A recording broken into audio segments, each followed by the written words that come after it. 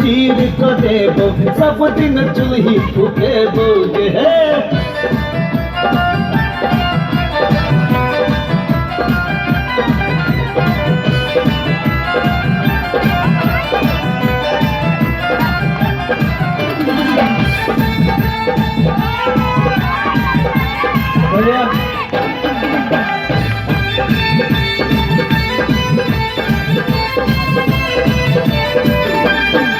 तू ही मजी है बर्तन बासन वही चाय बनबी है रे।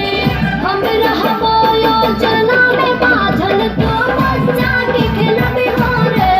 हम रहबो योजना में बाझल तो बच्चा के खिलई हो रे। अच्छा तीनों में हम जीता देबो एक पकड़ तू नच देगे। हम मरद सब मेंटेन करब हमर सेवा करी हैगे। हम मरद सब मेंटेन करब हमर सेवा करी हैगे।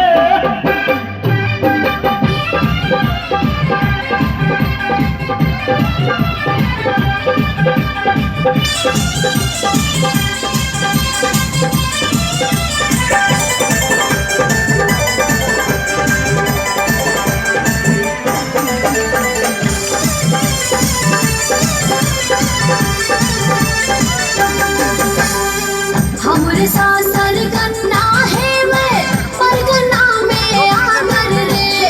आयोजक के कहवाई कर दो फूलमाला सा स्वागत रे। आयोजक के कहवाई कर दो फूलमाला सा स्वागत रे। वीडियो सोचन घुसकी कर में ग्राम सेवक तर घुसकी दे।